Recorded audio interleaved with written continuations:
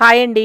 మీకెప్పుడైనా ఏదన్నా కాస్త తీయగా ఏదన్నా తినాలి స్నాక్‌గా అనుకున్నప్పుడు, లేదా పిల్లలు ఏదన్నా స్నాక్ అడిగినప్పుడు ఒకసారి వీటిల్ని ట్రై చేయండి.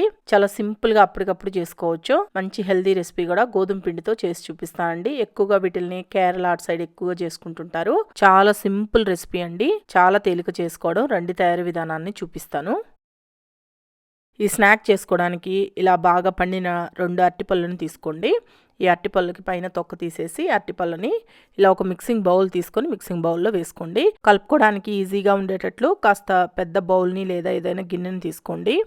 దీంట్లోని ఒక పావు కప్పు బెల్లం తురుము వేసుకుంటున్నాను నేను. మీరు స్వీట్ ఎక్కువ తినే వాళ్ళైతే కొద్దిగా ఎక్కువ వేసుకోండి. నార్మల్ స్వీట్ తినే వాళ్ళకైతే పావు కప్పు బెల్లం సరిపోతుందండి. ఇప్పుడు ఇలా ఫోర్క్ పెట్టి అరటిపళ్ళని బెల్లాన్ని బాగా కలపండి. మనకి అరటిపండులో ఉన్న గుజ్జుతోనే బెల్లం కరిగి బాగా కలిసిపోతుంది. కాకపోతే కొంచెం టైం తీసుకుంటుందండి. మీకు ఇలా వద్దు అనుకుంటే మిక్సీ జార్లో వేసుకోవచ్చు.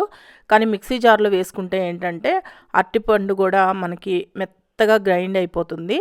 ఇలా అనుకోండి, మనకి చిన్న చిన్న పలుకులు అక్కడక్కడ తగులుతూ ఉంటాయి తినేటప్పుడు. అందుకని కొంచెం టైం పట్టినా ఈ విధంగా చేసుకోండి. ఇలా మీకు కష్టం అనిపిస్తే మిక్సీ జార్లో వేసుకోండి. ఇప్పుడు చూడండి, బెల్లం బాగా కరిగిపోయింది కదా. ఇలా బెల్లం పూర్తిగా కరిగిపోయిన తర్వాత ఇప్పుడు దీంట్లో ఒక అరకప్పు పచ్చి కొబ్బరి తురుము వేసుకోండి. పచ్చి కొబ్బరిని ఇలా సన్నగా తురిమి వేసేసుకొని మొత్తం బాగా కలిపేసుకోండి. ఒకవేళ మీ దగ్గర పచ్చి కొబ్బరి తురుము లేదనుకోండి సమయానికి, అలాంటప్పుడు డెసికేటెడ్ కొబ్బరి పొడి ఉంటుంది కదా, అదైనా వేసుకోండి. లేదా ఎండు కొబ్బరినైనా తురిమి వేసుకోవచ్చండి. ఇలా కొబ్బరి తురుము కూడా వేసిన తర్వాత మొత్తం బాగా కలిసేటట్టు ఒకసారి కలపండి. కలిపేసిన తర్వాత దీంట్లో గోధుమ పిండి వేసుకుంటున్నాను. 1/2 కప్పు దాకా. ఫస్ట్ 1/2 కప్పు వేసానండి. చూసుకొని సరిపోకపోతే మళ్ళీ వేసుకుంటాను.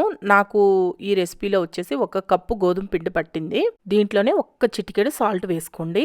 స్వీట్స్లో ఎప్పుడైనా 1 చిటికెడు సాల్ట్ వేస్తే స్వీట్ అనేది వెగటుగా లేకుండా బాగుంటుంది. అలాగే 1 పావు టీ స్పూన్ దాకా వంట సోడా కూడా వేసుకొని మొత్తం బాగా కలిసేటట్టు కలపండి.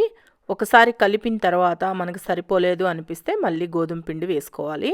అలా చూసుకొని వేసుకోండి, ఒకటేసారి మొత్తం వేసుకోకుండా. ఇప్పుడు చూడండి, నేను మొత్తం కలిపానండి. కలిపిన తర్వాత నాకు ఈ విధంగా వచ్చింది. ఇంకా ఒక 1/2 కప్పు దాకా గోధుమ పిండి పడుతుంది. మొత్తం మీద నేను 1 కప్పు గోధుమ పిండి వేశాను. ఇంకొక 1/2 కప్పు గోధుమ పిండిని వేసి కలుపుతున్నాను. ఒకవేళ మీరు మొత్తం కలుపుకున్న తర్వాత కూడా ఇంకా కొద్దిగా గోధుమ పిండి పడుతుంది అనుకుంటే కొద్దిగా వేసుకొని కలుపుకోండి. ఇలా ఒకసారి కలిపిన తర్వాత చేతికి అంటుకుంటుందండి. ఇలా చేతికి అంటుకోకుండా ఉండడం కోసం కొద్దిగా చేతికి నెయ్యిని రాసుకొని కలుపుకోండి. చక్కగా అంటుకోకుండా బాగా కలిసిపోతుంది. ఇప్పుడు చూడండి, ఇలా కలుపుకోవాలి. సాఫ్ట్ ముద్దలాగా వచ్చింది కదా. ఇలా కలుపుకున్న తర్వాత నేను ఒక 1/2 టీ స్పూన్ యాలకుల పొడి వేసి కలుపుతున్నానండి. యాలకుల పొడిని మీరు ఫస్టే గోధుమ పిండి వేసినప్పుడే వేసుకొని కలుపుకోవచ్చు. నేను మర్చిపోయాను, అందుకని ఇప్పుడు వేసి కలుపుతున్నాను. అలాగే దీంట్లో మీరు 1 టేబుల్ స్పూన్ దాకా ఉప్మా రవ్వను కూడా వేసుకొని కలుపుకోవచ్చండి. అంటే బాంబే రవ్వ అంటాం కదా, ఆ రవ్వ వేసి కలిపినా కానీ మీకు గుల్లగా వస్తాయి. ఇప్పుడు ఇలా ఒకసారి కలుపుకున్న తర్వాత కొద్దిగా చేతికి నెయ్యిని రాసుకోండి. నెయ్యిని రాసుకొని ఇలా కొద్దిగా పిండిని తీసుకొని ఇలా అరచేతిలో పెట్టి ఒకసారి బాగా రౌండ్ షేప్లో చేసుకోండి. చేసుకున్న తర్వాత మనం వడలు ఎలా చేసుకుంటామో ఆ విధంగా వచ్చేటట్లు మధ్యలో హోల్ చేసుకోండి. ఈ మధ్యలో రంధ్రం అనేది కొద్దిగా పెద్దగా ఉండేటట్లు చేసుకోండి. మనం ఆయిల్లో వేసి వేయించేటప్పటికే బాగా పొంగుతాయి కాబట్టి ఈ రంధ్రం అనేది కాస్త పెద్దగా ఉండేటట్టు చేసుకోండి. చూడండి, ఈ విధంగా చేసుకొని పక్కన పెట్టేసుకోండి. నేను ఇక్కడ అన్నీ ప్రిపేర్ చేసి పెట్టుకున్నానండి. అన్నీ ఇలా చేసుకొని ఒక ప్లేట్లో పెట్టి పక్కన పెట్టుకోండి.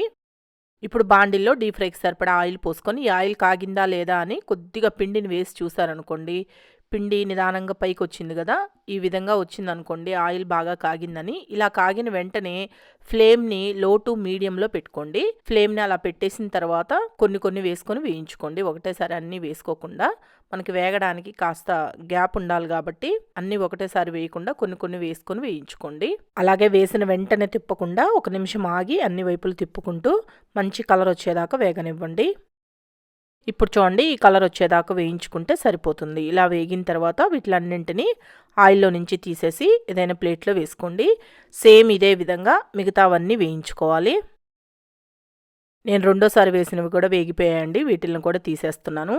ఇలా పేపర్ నాప్కిన్ ప్లేట్లో వేసుకుంటే మనకి ఎక్స్ట్రా ఆయిల్ ఏమన్నా ఉంటే పేపర్ నాప్కిన్ పీల్చేసుకుంటుంది. ఎక్కువ ఆయిల్ కూడా ఏం పీల్చవండి. అంతే అండి, చాలా సింపుల్ రెసిపీ. ఎప్పుడైనా స్నాక్ తినాలి అనిపించినప్పుడు లేదా పిల్లలు ఏదైనా స్నాక్ అడిగినప్పుడు నిమిషాల్లో చేసి ఇవ్వచ్చు. ట్రై చేసి చూడండి. ఈ వీడియో మీకు నచ్చింది అనిపిస్తే మన అశోక్ ఛానల్ని సబ్స్క్రైబ్ చేసుకోండి. లైక్ చేయండి, షేర్ చేయండి, కామెంట్ చేయండి.